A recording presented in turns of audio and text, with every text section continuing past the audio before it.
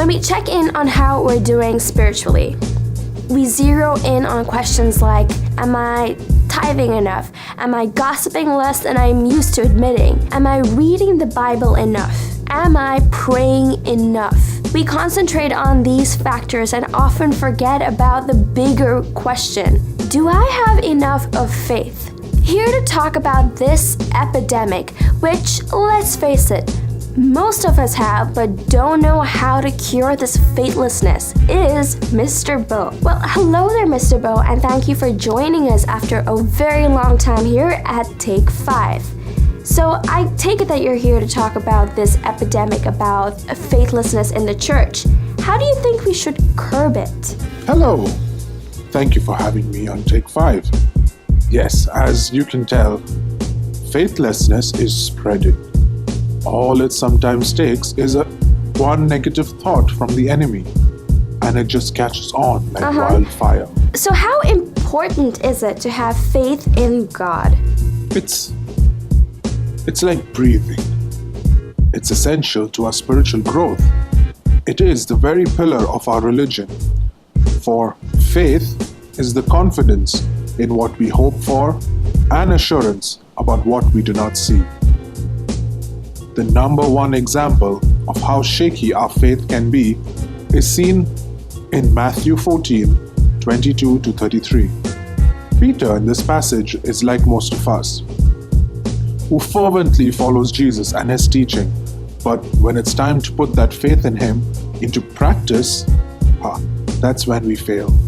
For a very brief moment in time, it's important to realize that, apart from Jesus, Peter was the only person to have walked on water. Did Peter walk towards Jesus when he was called? Well, he managed to walk in a little bit until the wind grew stronger. That's when doubt set in, after which he began to sink.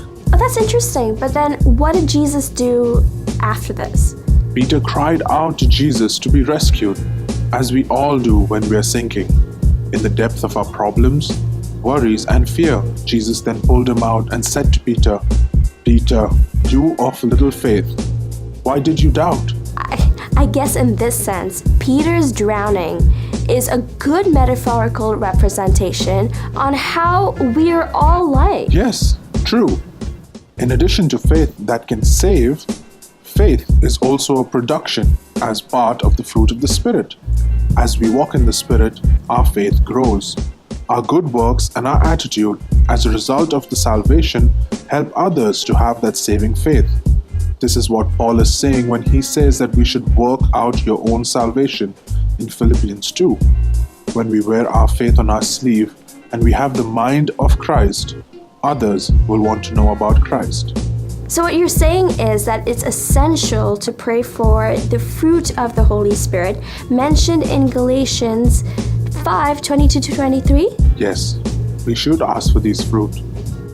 Yes, for faithfulness requires personal resolve, not to wander away from commitments or promises. It's understandable that it's not always easy to be faithful. True faith requires that certain trust in God. For it says in Ephesians, "I pray that out of his glorious riches he may strengthen you with power through his Spirit in your inner being, so that Christ may dwell in your hearts through faith. And I pray that you, being rooted and established in love, may have power, together with all the Lord's holy people, to grasp how wide and long and high and deep is the love of Christ." As mentioned in the previous episode too, the writer of the letter of Hebrews describes it this way: "Let us fix our eyes on Jesus, the author and perfecter of our faith, who for the joy set before him endured the cross, scorning its shame, and sat down at the right hand of the throne of God." Fun fact here: the root of pistis is pitho, that is to persuade or be persuaded, which supplies the core meaning of faith as being divine persuasion, received from God and never generated by man. Mr. Bo, what do you reckon that we all take away from this message today? That We should have faith like the woman mentioned in Mark. Imagine a crowded vicinity packed with people who wanted to meet this healer. Everyone wanted Jesus to heal them, but this one woman who was desperate to meet him touched his cloak because she told herself, if I don't get to meet him, if I just touch his clothes, I will be healed. That level of faith that she displayed healed her. Jesus turned around because at this point, he felt the power go out of him. He then said to her, your faith has healed you. Go in peace and be freed from your suffering. He wants us all to be freed from suffering, for we weren't meant to carry on burdens of our troubles, worries, and anything that brings us down. It's what we should remember always. Well, thank you, Mr. Bo, for coming in today and taking your time to explain to us the true meaning and what it really truly means to have faith.